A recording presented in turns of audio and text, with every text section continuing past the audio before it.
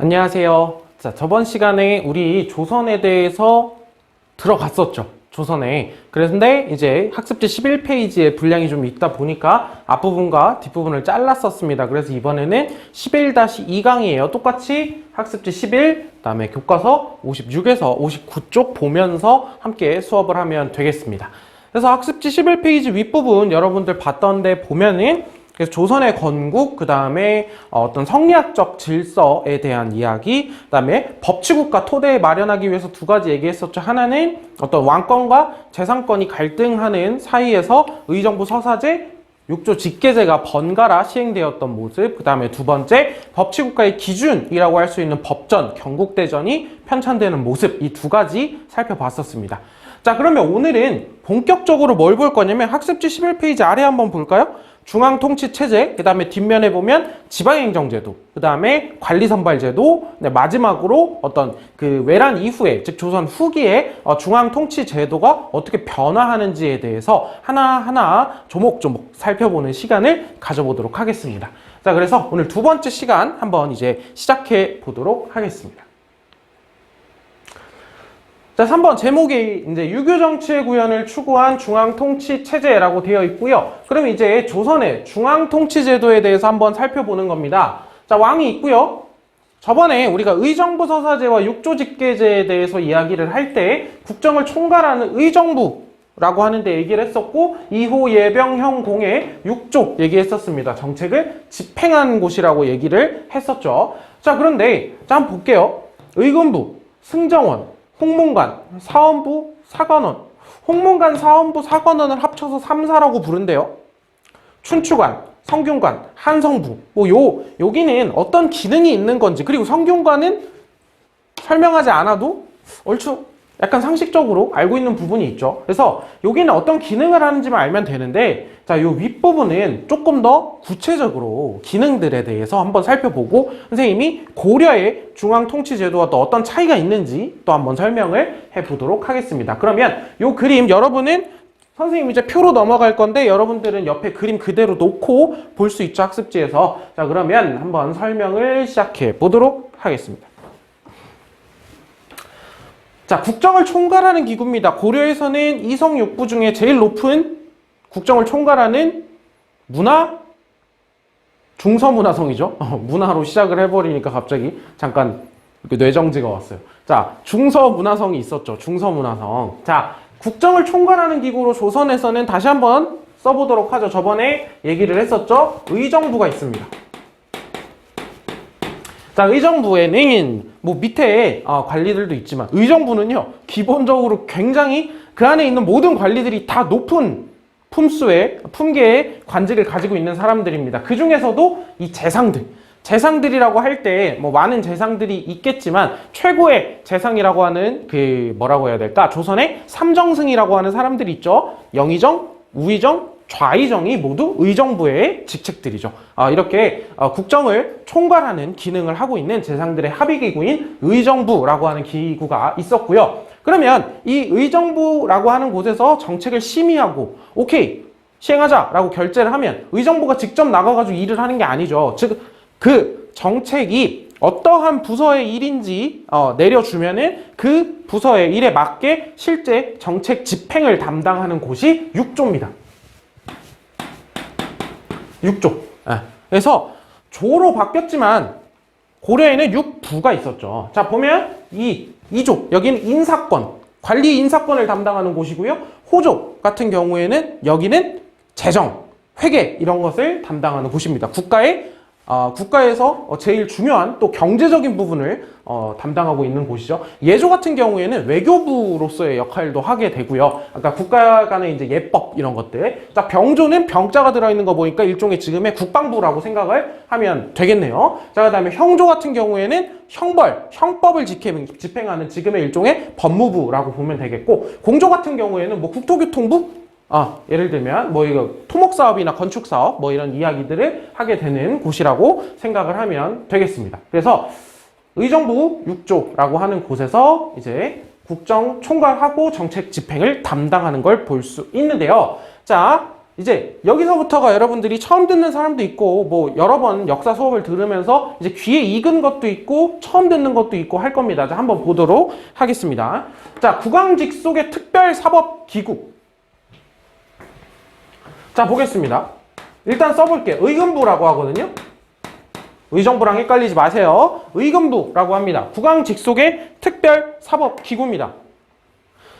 자, 원래 사법과 관련된, 법과 관련된 걸 집행하는 부서는 6조 중에 형조였죠. 그런데 의금부는 국왕직속이에요. 그래가지고 예를 들면 사극 같은 데서 여러분들 어떤 반역죄가 일어나거나 하면은 반역 같은 혐의가 있을 때 막 집에 들이닥쳐가지고 죄인은 오라를 받으라 하면서 들이닥치는 사람들이 의금부의 사람들이라고 생각을 하면 되겠습니다. 그래서 이 국왕직속의 특별사법기구인 의금부에서는 어떤 것들을 주로 하냐면 반역죄라던가 아니면 유교윤리를 어긴, 예를 들면 노비가 주인을 죽이거나 자식이 부모를 죽이거나 뭐 이런 유교윤리에 어긋나는 강상죄라고 하거든요. 이런 강상죄라던가 아니면 왕족들이 저지른 범죄라던가 이런 굉장히 좀 중한 범죄들에 대해서 국왕의 명을 받아가지고 실제 법적인 조치를 취하는 곳이 의금부라고 생각을 하면 되겠습니다. 한번 이해해 보시면 되고요. 자, 다음 국왕의 비서기구. 지금으로 따지면 대통령 비서실인데요. 왕명을 출납하는, 즉 왕명을 받들어서 전달하는 역할을 하는 곳이 승정원이라고 하는데요. 여러분들 혹시 기억나나요? 고려에서 중서문화성, 상서성에 이성이 있었고 또 높은 곳이 어디였냐면 중추원이라는 곳이 있었고요. 중추원에 있는 사람들 중에 좀 더 품계가 높은 사람들을 추밀이라고 불렀었고 품계가 낮은 사람들을 승선이라고 불렀었습니다. 그래서 이 승선이라고 하는 사람들이 뭘 했었다? 왕명 출납을 했었다라고 하는 얘기가 기억이 나나요? 기억나야 돼요. 이번 시험범위입니다. 자, 승선이라고 하는 사람들이 왕명을 출납한다라고 얘기를 했었죠. 이 승선이라고 하던 사람들이 담당하던 일이 아예 하나의 관청으로서 비서기구로 독립된 거죠. 기능이 더 강해졌다고 볼 수 있겠죠. 이건 중추원 안에 관직이 하던 일이었는데 이제 하나의 관청으로 독립된 거잖아요. 그래서 왕명을 출납하던, 그리고 그런 얘기 했었습니다. 이 승이라고 하는 글자가 들어가면 왕명을 출납하는 기구다라고 생각해도 좋다고요. 이 승자에, 한자 승자에 어떤 뜻이 있냐면 받들다, 받아들이다 이런 뜻이 있거든요. 왕명을 받들어서 전달하는 사람들, 이렇게 생각을 하면 되겠습니다. 그래서 이 승정원이라고 하는 곳에서 왕명 출납의 기능을 담당하고 있다. 여러분 맨날 이 사극 얘기를 해서 그런데 여러분들 사극 같은 데 보면요, 이제 혹시 한두 명이라도 좀 이해에 도움이 될까봐 요즘 사극, 제대로 된 사극이 별로 없었죠. 근데 사극을 딱 보면은 도승지는 들으라 라고 하면서 왕이 얘기를 할 때가 있어요. 그 도승지라고 하는 사람이 승정원의 최고 관직, 제일 높은 사람이거든요. 즉 도승지를 불러서 그럼 왕이 명령을 내리면 도승지가 받아 적어서 전달하는 역할을 하는 거죠. 그런 방식으로 이제 국왕의 비서기구, 왕명 출납 기능을 하는 승정원이 있습니다. 자, 요런 것들 한번 기억을 해보시고요. 자, 조선의 굉장히 특징적인, 조선에서 또 유교, 윤리라고 하는 걸 중앙통치제도에다가 어떻게 또 구현하고 있느냐라고 생각을 했을 때 또 굉장히 중요한 기능을 하고 있는 게 바로 이 삼사입니다. 삼사. 이 삼사를 한번 생각을 해보도록 할게요. 자, 삼사가 뭘까 하는데 이거 어디서 본 적 있지 않습니까? 서경, 간쟁, 봉박. 서경, 관리, 임명이라던가 법령을 시행하거나 법령을 폐지할 때 동의해주는 그런 권리라고 했어요. 그런 권한. 간쟁 같은 경우에는 왕의 잘잘못을 비판하는 거죠. 봉박 같은 경우에는 잘못된 법령이라던가 아니면 뭐 잘못된 어떤 정책 같은 것이 왔을 때 시행하지 않고 돌려보내는 권한이었죠. 이 서경, 간쟁, 봉박, 고려에서도 그대로 누가 하고 있었죠? 대간이라고 하는 사람들이 그대로 이 서경, 간쟁, 봉박의 권한을 시행하고 있었다. 기억납니까? 기억나셔야 돼요. 이 대간이라고 하는 사람들이 어떤 사람들로 구성이 되어 있었냐? 어사대.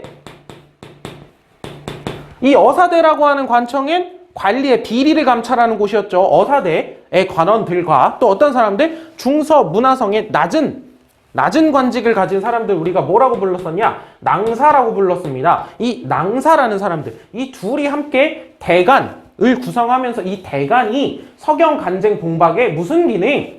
언론 기능을 하고 있었다라고 얘기를 했었어요. 기억이 납니까?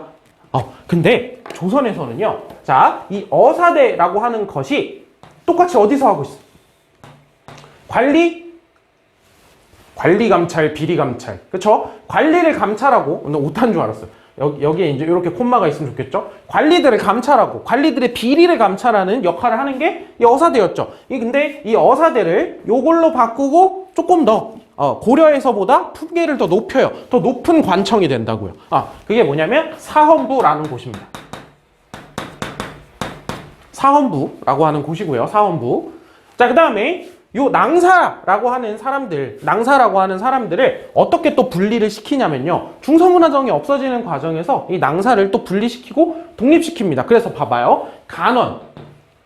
예를 들면 간원 같은 경우에 간이라고 하는 한자가 무슨 뜻을 가지고 있냐면 간하다. 즉 무슨 뜻이냐면 잘잘못을 비판하다. 잘잘못에 대해서 바른 말을 하다. 이런 뜻이거든요. 그래서 간원을 하는 등의 이런 국왕의 정치, 대신들의 정치를 비판하는 그런 역할을 하는 곳으로 독립시킵니다. 사간원이라고 합니다. 그래서 요 사헌부와 사간원이 대표적으로 요 서경, 간쟁, 봉박의 무슨 기능? 언론 기능을 하고 있는 곳이다라고 생각을 하면 됩니다. 그렇다고 좀 이따가 보게 될 마지막 세 번째 이 관청이 요 언론 기능이 아니라고 보는 게 아니라요. 여기가 조금 더 핵심적으로 그런 일들을 하고 있고 여기는 조금 더 학술적인 부분을 담당하고 있다 이렇게 생각을 해보면 되겠죠. 이전에 비해서 어사대와 낭사라고 하는 사람들이 대간을 함께 구성하고 그냥 함께 일했다라고 하는 것보다 사헌부라고 하는 기구가 있고 낭사라고 하는 관직이 아니라 관직들, 사람들이 아니라 사간원이라고 하는 아예 부서, 관청으로서 독립시킨 이런 모습들을 봤을 때 조선에서는 고려에 비해서 훨씬 제도적으로 언론 기능, 비판 기능이라고 하는 걸 굉장히 중요시 여기고 있다라고 하는 걸 또 볼 수 있겠습니다. 그래서 서경, 간쟁, 봉박 같은 기능들을 가지고 있었다. 그리고 마지막 학술, 특히나 이 경연이라고 하는 걸 담당하는 곳이 어디냐면 홍문관이라고 합니다. 홍문관이라고 합니다. 그래서 사헌부, 사관원, 홍문관을 합쳐서 우리는 삼사라고 부른다. 이렇게 알게 되면 되겠죠. 경연이라고 하는 게 뭔지는 조금 이따가 보도록 하겠습니다. 자, 사헌부, 사관원, 홍문관을 합쳐서 삼사라고 한다. 지금 조선은 굉장히 언론 기능을 하고 있는 이 3사, 3개나 있잖아요. 언론 기능을 하고 있는 기구가 굉장히 비판이라고 하는 것, 왕과 대신의 어떤 정치, 잘못된 것들을 비판하는 그런 것들을 또 중요시하고 있다. 이렇게 생각을 해주시면 되겠습니다. 그럼 밑에 있는 건 하나하나 기능만 살펴보도록 하죠. 자, 역사서를 편찬하고 보관을 담당하는 곳이 여러분들 그림에 있는 춘추관이고요. 춘추관. 그래서 지금도 청와대에 보면 청와대에도 춘추관이라고 있죠. 거기가 이제 대통령 기록물이라던가 국가 기록물을 관리하는 곳인데 이 이름을 그대로 따오고 기능도 따온 거죠. 역사서, 기록물 이런 걸 보면. 자, 최고 교육기관 어디죠? 성균관이죠. 자, 성균관이라고 하는 고려엔 국자감이 있었고 조선엔 성균관이 있습니다. 자, 그리고 마지막으로 이제 서울의 행정을 담당하는 굉장히 중요한 부서죠. 서울의 행정을 담당하는 여기 어디예요? 한성부라고 합니다.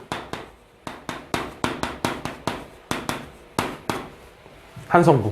마침 어제 서울시장 투표가 있었네요. 서울시장 선거, 보궐선거가. 여기 서울의 행정을 담당하고 있는 여기 일종의 서울시청, 서울특별시청이라고 생각을 해도 뭐 크게 무리는 없을 겁니다. 그래서 각각의 것들에 대해서 고려에서 어떻게 변해왔는지에 대해서 한번 이야기를 해줬어요. 그냥 조선의 것만 턱 하고 던져버리면은 여러분들이 뭐 그냥 이걸 이대로 그냥 찍어서 외워버려야 된다라고 생각을 할 수 있는데 고려에서부터 이어져. 왜냐면 조선이라고 하는 나라가 갑자기 고려가 땅으로 꺼지고 조선이 땅에 솟아난 게 아니잖아요. 그대로 이어져 오는 사실 고려의 관리들이 조선이라고 하는 나라를 만든 거잖아. 그렇죠. 고려의 관리들. 신진사대부들은 고려의 관리였잖아요. 그렇다 보니까 고려에서 이어져 오던 것들 중에 자신이 필요한 것들을 더 만들고 필요 없는 건 없애고 이런 과정들을 거쳤을 거 아니에요. 그래서 이러한 과정들이 있었다라고 하는 걸 설명한 거니까 이해에 좀 도움을 얻었으면 좋겠습니다. 자, 그러면 지금까지 주요 이거 말고도 참 많은 관청들이 있는데 그것들을 뭐 여러분들이 지금 하나하나 다 알 필요 없으니까 조선의 주요한 어떤 이런 중앙 통치 기구들에 대해서 한번 봤고요. 자, 다음으로 볼 거는 전체적으로 지금 특징, 즉 조선이 가지고 있는 중앙 통치 제도의 특징에 대해서 한번 살펴보려는 거예요. 자, 특징을 보겠습니다. 자, 권력의 독점, 그 다음에 부정이라고 하는 걸 방지하고자 제도적으로 매우 노력하고 있는 모습을 보입니다. 서로 기구별로 서로 견제하고 균형을 맞추고 하는 모습들. 특히나 그걸 잘 보여주고 있는 게 뭐예요? 한 요쯤에 있었나? 3사였죠, 3사. 서로 비판하고 그런 것들을 잘 보여줄 수 있는, 권력을 독점하는 걸 막으려고 하는 그런 비판의식을 보여주고 있는 또 3사라고 하는 게 있었죠. 그 다음에 저번에도 잠깐 얘기를 했었죠. 의정부 서서제와 육조 직계제라고 하는 거를 얘기하는 과정에서 왕권과 신권의 조화를 추구하려고 하는 것. 이것도 사실 3사와 연관지어 볼 수 있어요. 신하들이 왕에 대해서 잘잘못을 얘기할 수 있는 아예 공식적인 통로가 있는 거 아닙니까? 아예 공식적인 통로. 이런 것들을 보았을 때 국왕이라고 해서 전제적으로 자기 맘대로 막 휘둘러 버릴 수 없는, 그리고 신하들도 자기 목소리를 낼 수 있는 이런 왕권과 신권의 조화를 추구하려는 모습을 보여주고 있습니다. 전체적인 특징이고요. 한번 볼게요. 1번. 중요 국가 정책은 그래서 국왕 혼자서 독단적으로 처리하는 게 아니라 의정부라던가 육조 이런 고위 관리들이 함께 회의를 통해 가지고 결정하게 되고요. 두 번째로 이런 걸 또 잘 보여주는 이런 왕권과 신권의 조화를 추구하고 국왕과 신하의 서로의 균형이라고 하는 걸 또 중요시 여긴다라고 하는 걸 보여주는 제도가 아까 잠깐 이따 설명하겠다라고 했었던 경연이라고 하는 제도입니다. 자, 경연제도가 뭐냐면요. 이거예요. 국왕에게 유교 경전, 역사를 가르칩니다. 누가? 신하들이. 그러니까 소위 말하면 일종의 국왕, 왕이랑 고위 대신들, 막 홍문관이 주최한다 그랬죠. 홍문관 관리들도 있고 고위 대신들이 모여가지고 함께 스터디하는 거예요. 스터디. 그래서 이 경연이라고 하는 걸 통해 가지고 국왕과 대신들이 학술적인 유교 경전을 가지고 학술적인 논의를 하기도 하고, 여기에서 어떤 지금 제일 핫한 정책들에 대해서 어떤 걸 이렇게 시행해야 되느냐, 그런 걸 근거를 유교 경전에서 찾아보면서 함께 이야기해 볼 수도 있고, 정책에 대해서 토론하는 이런 모습도 볼 수 있습니다. 그래서 학술적인 정치를 추구하려는 그런 모습을 볼 수 있죠. 그래서 여러분들 세종시기의 집현전이라고 하는 그 한글을 창제하는 데 도움을 주었던 그 기구 있었죠. 집현전이라고 하는 거 들어본 적 있죠. 제 선생님이 수업에서 얘기한 적은 없지만 집현전이라고 하는 기구가 처음에 이제 경연을 담당을 했었는데 중간에 없어졌다가 홍문관으로 부활하면서 홍문관이 앞으로 쭉 경연 기능을 담당해 나가는 모습을 보여줄 겁니다. 그래서 이 세 번째, 아까 선생님이 계속 얘기했던 거 이제 3사의 언론 활동도 또 중요한 특징입니다. 그래서 잘못된 정책 결정을 비판하고 견제합니다. 그렇죠? 서경, 간쟁, 봉박이라고 하는 권리들을 가지고 홍문관은 또 여기 경연에 또 이야기를 넣을 수 있고요. 그 다음에 관직에 참여하지 못하더라도, 자 보세요. 이 양반들이 관직에 참여를 합니다. 그 다음에 여기 3사에 들어가 있어요. 그러면 거기 3사에 들어가 있는 관직을 하고 있는 양반들과 함께 또 하나의 무리를 이루고 있는, 그러나 관직에는 못 들어간 또는 안 들어간 지방 양반들도 있을 거 아니에요. 그런 양반들을 사족이라고 부르는데, 저 양반을 함께 다 해서 사족, 선비, 그들이라고 해가지고 사족이라고 부르는데, 그들의 의견 서로 교류하는 가운데에서 이런 것들이 좋다라고 하면은 3사가 또 정책을 비판하거나 이러는 과정에서 또 집어넣을 수 있다라고 하는 거죠. 그래서 잘못된 정책 결정을 비판, 견제하는, 그리고 사족의 여론을 반영하는 그런 모습들도 한번 살펴볼 수 있습니다. 자, 그래서 네 번째, 마지막은요. 이 사족들이 이런 방식을 통해서 여론을 반영할 수도 있지만, 소위 말하면 좀 인싸들이죠. 아싸도 있을 수 있잖아요. 그러면 상소들도 쓸 수 있는 거죠. 그래서 제야, 정치에 지금 참여하고 있고 관직에 참여하지는 못하고 있지만 자신의 의견이라고 하는 걸 상소를 통해 가지고 정치에 참여할 수 있는 그런 모습들도 볼 수 있습니다. 상소를 올리면 왕이 읽어야 돼요. 왕이 읽고 그걸 보는 그런 모습들을 한번 살펴볼 수 있죠. 그래서 막 상소가 빗발친다 막 이런 얘기 사극에서도 들어본 적 있죠. 대부분 사극이 조선을 배경으로 하는 것들이 많기 때문에 자꾸 사극 얘기를 하게 되네요. 선생님 사극을 엄청 많이 봤거든요. 드라마 중에서도 사극을 되게 좋아했어요.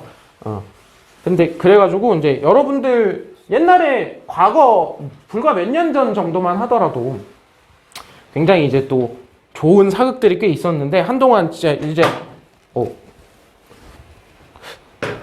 사극들이 나오기가 어려울 것 같기는 해요. 사극 보면은 요즘 드라마들의 재정이 PPL로 많이 돌아가잖아요. PPL로 간접 광고로. 근데 사극은 PPL 넣기가 어렵다고. 그래서 대규모 사극이 만들어지기가 앞으로 어려워질 거라고 하더라고요.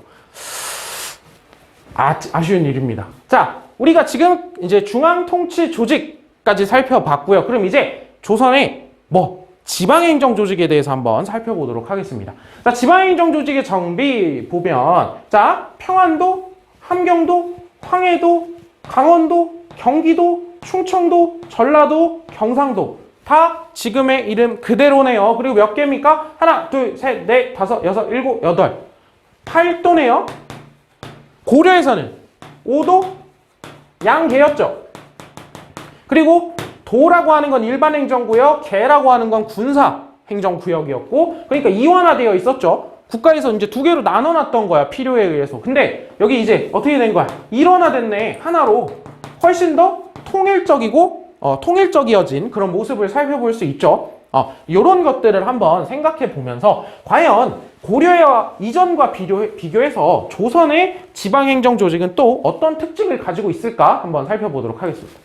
그래서 자, 고려와 비교했을 때 조선의 지방행정 조직이 어떻게 정비하려고 했는가, 그 방향이 뭐냐면, 목이 말라서요. 방향이 뭐냐면 방금 얘기했듯이 중앙에서 지방을 조금 더 잘 통제하겠다는 겁니다. 그래서 중앙 집권 체제가 강화된다라고 하는 것, 중앙 집권 체제가 강화된다라고 하는 게 굉장히 또 중요한 특징이라고 볼 수 있죠. 그래서 지방 세력이 백성들을 임의로 자기 마음대로 지배하는 것을 방지하려고 한다. 이게 여기에 무엇도 들어가 있는 거예요. 사실 신진사대부들, 고려 말 신진사대부들이 가지고 있었던 고려의 권문세족들에 대한 트라우마도 들어있겠죠, 이게. 이런 것들 한번 생각해 볼 수 있겠습니다. 그래서 지방행정 조직이 일원화됩니다. 이전에는 되게 많았어요.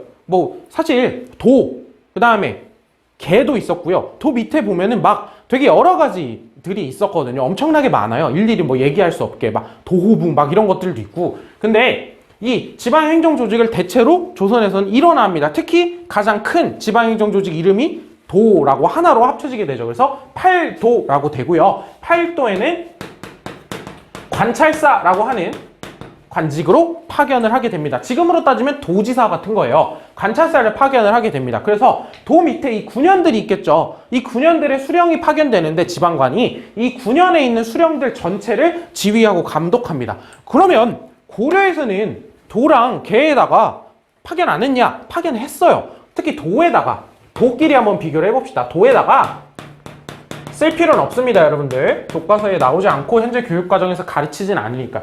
도에다가 안찰사라고 하는 관직을 파견하게 되는데 이 안찰사는요, 어떤 문제점이 있냐면 품계가 낮아요. 그래서 안찰사가 막 지휘 감독을 하러 돌아다니는데, 수령보다 자기가 낮아. 안찰사가 낮아. 그럼 말 듣겠어요? 그런 문제도 있었고, 심지어 임시직이에요. 그러니까 안찰사가 도의 행정들을 지휘 감독하는 거는 상당히 좀 무리가 있었다, 사실. 그런데 이제 조선에 들어와서는 이 관찰사는요, 품계가 상당히 높습니다. 품계가요? 종 2품이에요. 2품. 그래서 제일 높은 게 정일품이잖아. 2품이란 말이야, 2품. 그래서 관찰사 굉장히 높아졌고, 그래서 전체적으로 지휘 감독하는 것에 가능해졌다. 그래서 또 중앙집권 체제를 강화하는 데 또 도움이 된다. 한번 생각해 볼 수 있겠고, 자, 그럼 팔도 밑에 군현이 있습니다. 도 아래에 수령, 지방관이 파견이 되고요. 이 수령들은 그 지역에서 예를 들면 군의 최고 수령이 군수거든요. 군수는 그 군의 행정, 사법, 군사권을 행사하게 되죠. 사법권을 가지고 있는 건 또 뭘 보면 알 수 있어요?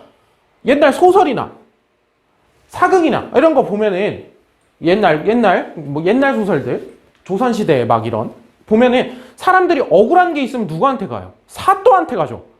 그 사또가 누구야? 수령이에요. 그 지역의 수령. 그런 모습들을 한번 살펴볼 수 있습니다. 자, 그러면 전체적인 지방행정 조직의 특징을 한번 살펴보면요. 자, 1번 보세요. 모든 군현의 수령이 파견이 됩니다.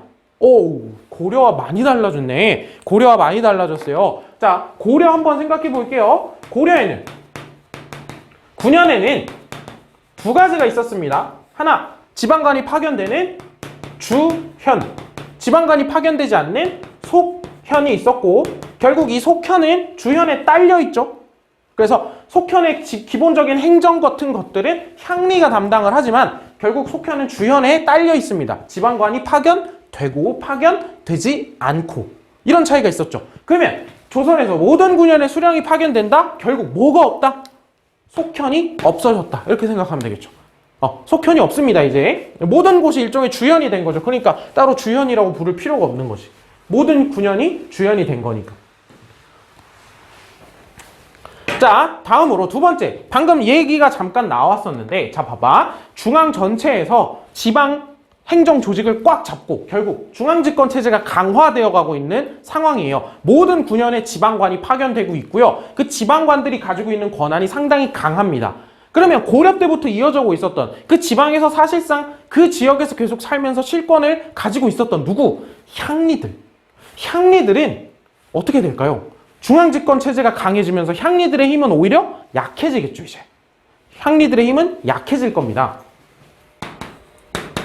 그래서 향리들은 그냥 단순히 파견된 수령을 도와주고 행정 실무를 담당하는 그런 일을 하게 되는 거죠. 결국 이전 고려에 비해서 상당히 지위가 약화되는 그런 모습을 볼 겁니다. 그런 모습을 살펴볼 수 있어요. 자, 향리 정리해보고, 그리고 이제 네 번째 거가요, 조선에서 보이는 굉장히 특징적인 기구라고 볼 수 있습니다. 요거는 한번 이름부터 한번 써놓고 시작을 하죠. 요거 여기다 쓸게요. 유향소라고 부릅니다. 유향소라고 하는 걸 설치를 하게 되는데요. 유향소. 자, 그러면 선생님이 그림을 하나 그려볼게요. 자, 이 지방의 모습이라고 생각을 해보세요. 이제 지방의 모습이라고 생각을 하면, 자, 중앙에서 누가 파견됩니까? 수령이 파견됩니다. 수령이 파견돼요. 그리고 누구? 향리가 있어요. 향리가 있는데 누구까지 있는 거냐면 유향소라고 하는 기구까지 있는 겁니다. 요런 그림이라고 생각을 하시면 돼요. 수령이 있고 기존에 있었던 향리가 있고, 근데 조선에서 이제 유향소라고 하는 좀 특징적인 기구가 생기고 있는 거죠. 이거 엄청 흔들리네. 고반. 땡. 오케이. 유향소라고 하는 기구가 있는데, 자, 뭐냐? 유향소는 지방 사족들, 양반들이 스스로 향촌 자치적인 기능을 하는 향촌 자치 기구입니다. 이게 일종의, 지금으로 따져보자면은 각 지역에 보면 지역의회 있죠. 의회. 지역의회, 지방의회. 서울로 따지면 구의회, 이런 것들, 시의회, 이런 것들, 이런 지역의회라고 생각해 볼 수도 있는데, 한번 보면 유향소가 하는 기능은 이거예요. 향리는 기본적으로 수령을 보좌해야 되지. 근데 향리가 예를 들어 그 지역 자기가 잘한다고, 수령은 파견된 거잖아. 조금 이따 보면 알겠지만 수령은 그 지역 일 잘 몰라요. 모르는 사람을 보내, 일부러. 근데 그러면 수령이 누구 도움을 받아야 돼? 그 지역 잘하는 향리 도움을 받아야 되잖아. 근데 향리가 장난질 한번 치려고 그러면은 아주 고되게 장난질 칠 수 있겠죠. 호되게. 그러니까 향리가 수령 제대로 보좌하고 있는지 감시하고, 유향소도 그 지역, 지방 양반들이잖아요. 그 지역 잘 알잖아. 그러니까 수령이 하는 일을 도와주면서 보좌하기도 하고, 그리고 유향소는 이 사람들 다 누구예요? 유학자들이잖아. 유교 공부한 유학자들이잖아. 양반, 지방 사족들. 그래서 그 지역의 백성들을 유교적인 교화를 하기도 하고, 이런 모습을 보여주는 거예요. 이런 모습을. 그래서 수령을 보좌하고 향리를 감시하고 풍속, 그 지역의 풍속을 교화하고 유교적으로 이런 기능들을 하게 합니다. 그래서 수령이라고 하는 존재가 다 파견이 되고 중앙집권 체제는 강화되어 가고 있었지만 이 지방 통치의 효율적인 것들을 위해서 유양소는 그대로 남겨놓고 있었습니다. 근데 생각해 보세요. 이 유양소라고 하는 거 그대로 냅두면 또 이 사람들도 부패하고 이 사람들도 그 지역에 무언가 영향력을 강하게 행사하려고 할 수도 있잖아요. 그래서 그냥 요건 설명만 들어보세요.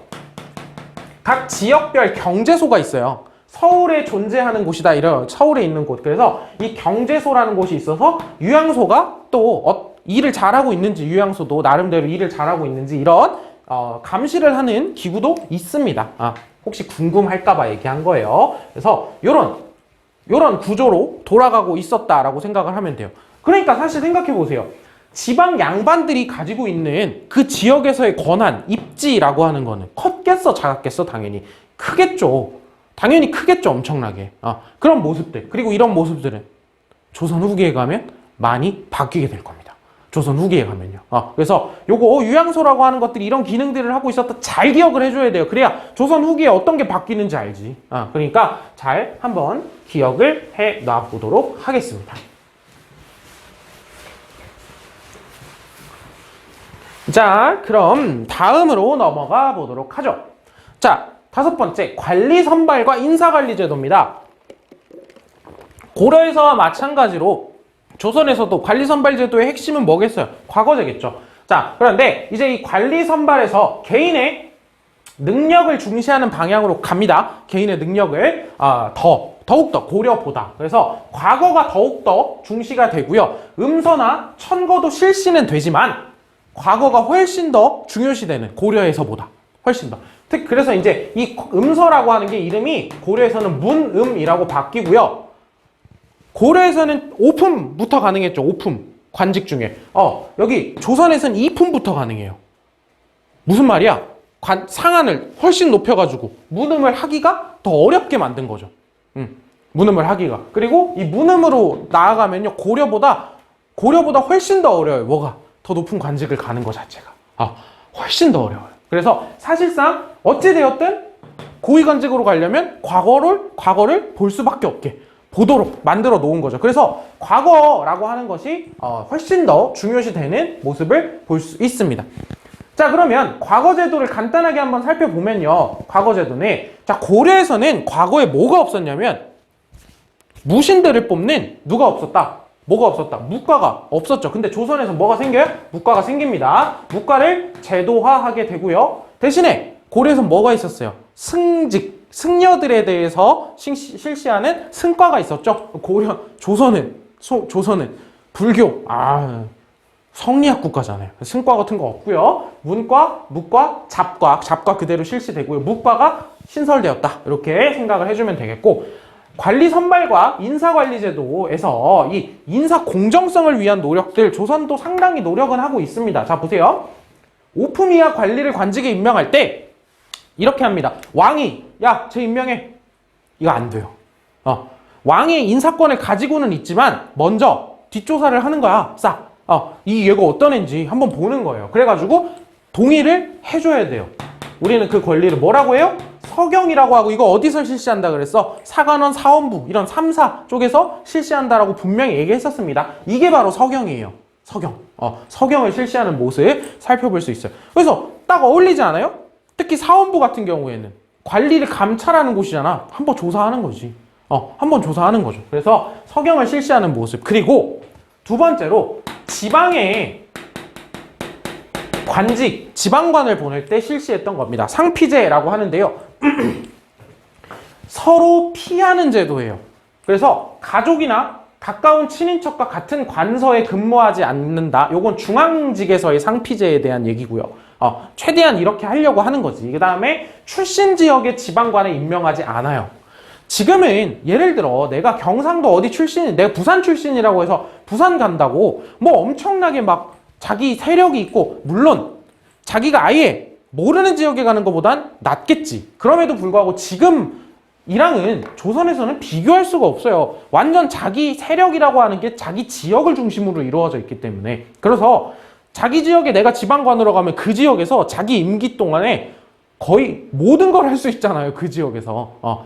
부패. 그러니까 정말 내가 부패하려고 그러면은 정말 쥐도 새도 모르게 할 수 있잖아. 그러니까 출신 지역의 지방관을 임명하지 않음으로써 어떤 관리들, 지방관들이 부정부패를 하는 걸 막으려고 했던 거죠. 그리고 그렇기 때문에 아까 얘기했죠. 수령, 향리, 유양소 얘기할 때 수령은 그 지역 사정 잘 모른다고요. 왜? 모르는 곳에 보내니까.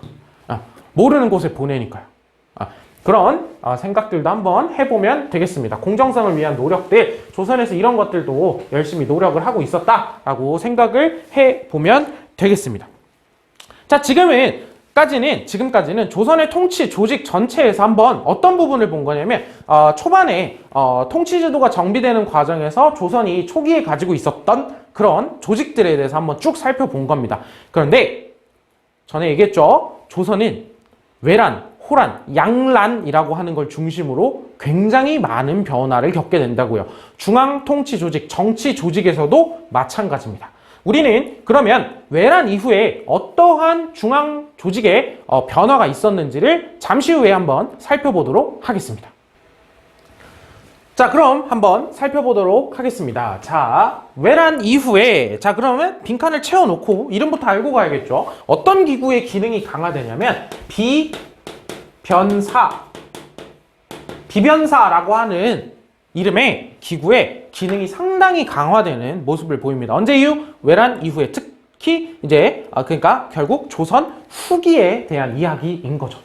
자, 그럼 비변사가 뭔지부터 한번 살펴봐야겠죠. 통치체제가 변화하는데 자, 외란과 호란을 거치면서 특히나 외란을 거치면서 비변사가 국정 운영의 중심이 됩니다. 비변사가 뭐냐? 그러면 비변사 중심의 통치체제에서 변천, 어떻게 변해가는지 한번 볼게요. 자, 언제 설치되냐면 16세기 초에 설치가 됩니다. 1510년 중종 시기에 설치가 되는데요. 이 비변사가 설치가 됩니다.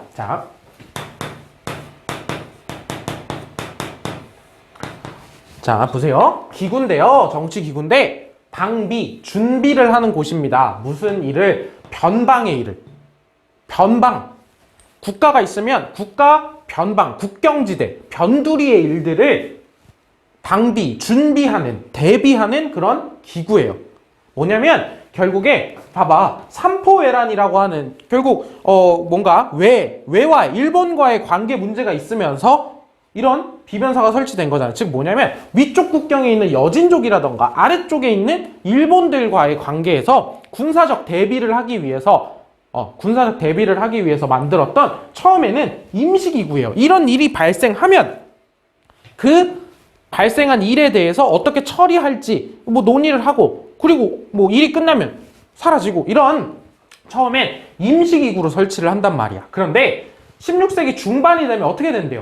상설기구가 됩니다. 상설기구. 자, 봐봐. 이렇게 쭉 이어져 내려오는 과정 속에서 삼포외란과 의묘외변 결국 하나하나 무슨 일인지는 몰라도 다 누구와 관련된 일이에요. 왜? 그러니까 이 당시에 이제 무역과 관련해가지고 저쪽 이제 일본의 사람들이 우리 조선에서 여러 가지 일들, 굉장히 좀 군사적인 일들을 일으키게 되는데 이런 삼포외란이나 의묘외변 같은 이런 일들을 거치면서 임시기구였던 비변사가 어떻게 되는 거야? 상설기구. 이런 일들이 많아지니까. 이런 일들이 많아지니까 이제 임시기구가 아니라 상설기구가 된 겁니다. 그러다가 얼마 지나지 않아 뭘 겪게 돼요? 임진왜란을 겪게 됩니다. 임진왜란은 자 보세요. 임진왜란 이 7년이라는 기간 자체가 전쟁 기간이고 결국 이 비변사에서 변방의 군사적인 일을 대비하는 일 자체가 국가에서 가장 중요한 일이죠. 7년 내내. 그러니까 이 비변사라고 하는 곳의 기능이 강화돼서 비변사의 각종 높은 관리들이 다 들어가서 회의에 참가하게 되는 거예요. 높은 관리들이 다 들어가서. 그래서 이 비변사에서 이제 전쟁이나 군사적인 일뿐만이 아니라 그냥 여기서 국가의 논의들을 다 하는 거예요. 국가의 논의들을. 그냥 높은 관리들이 다 모여 있으니까. 그러다 보니까 임진왜란을 거치면서 이 비변사가 최고 정무기구가 됩니다. 그래서 이 이후에는 임진왜란 이후에는 쭉 비변사가 제일 강력한 기구가 되는 거죠. 정치기구가. 이거 사실 고려에 도병마사랑 닮아 있지 않나요? 도병마사가 처음엔 군사적인 기구였는데 점차 전쟁이나 이런 걸 거치면서 여기에서 국가, 중대사를 다 논의하고 대신들이 참여하고 이러다 보니까 그래서 결국에 마지막에 이름을 바꾸죠? 도평의사사로. 그래서 도평의사사가 최고 정무기구였잖아요. 그런 모습이랑 굉장히 닮아있죠. 그래서 비변사라고 하는 것이 쭉 이어지면서 최고 기구의 역할을 하다가 이 고종 시기에 흥선대원군이 집권을 하고 이 비변사가 가지는 패단이 너무 크다라고 해서 비변사를 폐지할 때까지 비변사는 계속해서 강력한 최고 정무기구로서 자리를 잡고 있을 겁니다. 자, 전체적인 흐름을 한번 살펴봤고요. 그러면 학습지에 보면 밑에 표 있잖아. 그 표를 보면서 또 한번 정리해보면서 얘기를 해보겠습니다. 자, 그러면 보세요. 이제 16세기 초에 국방문의 문제를 논의하기 위해서 아까 이 이름 뜻 풀어줬습니다. 즉, 국방 문제를 논의하기 위해서 임시기구로 설치를 하게 됩니다. 그런데 이제 기능이 강화돼요. 기능이 강화돼. 그래서 전쟁의 효율적인 수행을 위해서 언제? 특히 임진왜란 시기. 자, 임진왜란 시기에 전쟁의 효율적인 수행을 위해 가지고 기능이 점차 강화됩니다. 그래서 어떻게 강화되냐? 삼정승, 의정부의 제일 높은, 국가에서 제일 높은 영의정, 우의정, 좌의정이 비변사 회의에 들어옵니다. 그 다음에 문무 할 것 없이 제일 높다 하는 사람들, 예를 들면 육조의 판서들 막 이런 사람들이 비변사에 들어오는 거예요. 문무 고위 관리가 참여를 하게 되고요. 그래서 이 비변사에서 이런 높은 관리들이 들어오다 보니까 국방 문제뿐만이 아니라 그냥 이 시기에 국가 정치의 전반적인 이야기들을 다 여기서 논의를 하는 거예요. 그래서 논의하고 집행하는 최고 기구로서의 역할을 하게 되는 겁니다. 임진왜란을 거치면서요. 그리고 외란을 거치면서도 외란이 끝나고 나서도 이 최고 기구였던 위상은 사라지지 않고요. 그 위상을 그대로 유지해서 나중에 폐지될 때까지 그대로 쭉 간다는 겁니다. 자, 그러면 이렇게 임진왜란 시기를 거치면서 이 비변사의 기능이 강화되고 최고 정무기구가 된 거에 영향이 무엇인가 한번 생각해 보겠습니다. 비변사가 최고기구가 됐다는 건 원래 있었던 최고기구의 기능이 상실됐다는 거죠. 최고기구 뭐예요? 의정부죠. 그 다음에 의정부 다음에 여기 집행도 안 해. 정책 집행 어디서 있었어요? 즉 의정부 6조를 중심으로 하는 원래 행정체계가 유명무실화되는 거예요. 이름은 있으나 하는 일이 없는 거지. 왜? 어디서 다 하니까? 비변사에서 다 하니까. 이런 일들이 발생을 하는 겁니다. 그리고 한편으로 보면 이런 장점이 있기는 해요. 비변사에서 다 처리하면 업무가 효율적이긴 하죠. 그냥 비변사에서 다 처리하면. 근데 아까 어떤 얘기를 했었냐면 중앙통치조직 얘기를 할 때 권력이 독점되고 권력이 한 곳에 몰리는 걸 최대한 방지하려고 하는 모습을 보이고 있었죠. 일들을 각 부서로 쪼개놓고 그걸 비판할 수 있는 권한을 주고 3사에서 이런 모습들을 통해서. 근데 이 일이 비변사라는 곳에서 한 곳에서 다 집중이 되잖아. 이 비변사라고 하는 곳을 장악하기만 하면 사실상 국가 전체를 장악하는 게 돼버리잖아요. 그러니까 무슨 문제가 또 발생하냐면 나중에 붕당 정치가 시행이 될 때요. 한 붕당이 그냥 이 비변사에 들어가는 관직들을 싸그리 먹고 비변사를 장악하면 국가 정치 전체를 장악하는 거예요. 그래서 국정의 주도권을 쥔 붕당 중심으로 국가 정치가 운영이 되는 겁니다. 견제, 비판 이런 것이 제대로 이루어질 수가 없는 상황인 거죠. 비변사라고 하는 게 최고 정무기구가 된다면. 이런 일들을 한번 요거는 문제점이라고 굉장히 큰 문제점이라고 볼 수 있겠고 요런 장점도 있다라고 하는 거죠. 자, 근데 나중에 다음 이제 학습지 12페이지에서 뭘 볼 거냐면 전체적인 조선의 정치 흐름에 대해서 살펴볼 거예요. 그 정치 흐름의 끝에는 어떤 정치가 있냐? 세도 정치라고 하는 한 가문, 이런 세도 가문들, 몇몇 가문들이 국가 정치를 완전히 장악해버리는 그러한 세도 정치가 진행이 되는데요. 그 세도 정치에서 어떤 권력을 완전히 독점하는데 굉장히 비변사는 효율적이죠. 그렇다 보니까 이 세도 가문이 마지막에 세도 정치가 시행될 때 비변사를 장악하면서 국가의 정치를 자기 그냥 거의 사적 조직화하는 거야. 가문에. 이런 국정을 농단하는 이런 사태에 굉장히 또 효율적으로 가능하게 했던 게 이 비변사라는 거죠. 결국에 이 고종이 즉위를 하고 흥선대원군이 집권을 한 당시에 비변사를 폐지하고 원래 의정부의 기능을 돌려주는 이런 개혁을 단행하게 됩니다. 자, 우리 마지막으로, 그러니까 결국에 오늘 흐름은 이렇게 생각을 하시면 돼요. 처음에 조선의 통치 체제가 정비되는 모습을 한 덩어리를 크게 하나 보시고, 중앙, 그다음에 지방, 관리 선발 제도 이렇게 한번 크게 보고, 그다음에 마지막으로 외란 이후에, 즉 양란 이후 조선 후기에 가면서 이 중앙 통치 제도라고 하는 것이 어디 중심으로? 비변사 중심으로 가는구나. 왜 그랬을까? 이런 것들을 다시 한번 정리해 보면 오늘 것들은 뭐 크게 문제는 없을 겁니다. 그 다음에는 여러분들의 어느 정도 반복 학습을 통한 암기죠. 반복 학습을 통해서. 그래서 여기까지 우리가 이제 비변사까지 살펴봤고요. 학습지 12페이지. 다음 시간에는 자, 그러면 어떤 것들을 한번 보는지 살펴볼게요. 자, 제목을 한번 볼게요. 공론의 바탕을 둔 정치 운영은 어떠하였을까? 자, 그럼 공론이 뭘까? 공론이 뭘까? 잠깐 이야기를 할 거고, 그 다음에 결국 정치가 어떻게 운영되고 있는가 였습니다. 그래서 다음 시간에 볼 거는요, 정치 세력들에 대한 이야기고 정치 흐름에 대한 이야기입니다. 그래서 조선에서 처음에 훈구파라고 하는 사람들이 형성이 되어가고, 훈구파와 사림이 대립을 하게 되고, 사림이 집권하고, 사림이 집권한 이후에 붕당 정치가 전개가 되고, 그 붕당 정치의 끝에 탕평 정치가 잠깐 시행이 되었다가 방금 얘기했던 것처럼 마지막 세도 정치로 막을 내리게 되는 이런 정치 운영 과정에 대해서 한번 쭉 흐름에 따라서 살펴보도록 할 겁니다. 학습지 12페이지가 여러분들이 가장 어려워하는 파트이기도 하거든요. 그러니까 마음의 준비 단단히 하고 최대한 풀어내는 방식으로 얘기를 해보도록 하겠습니다. 자, 그러면 다음 시간 학습지 12페이지에서 보도록 하겠습니다. 오늘 모두 수고 많았습니다.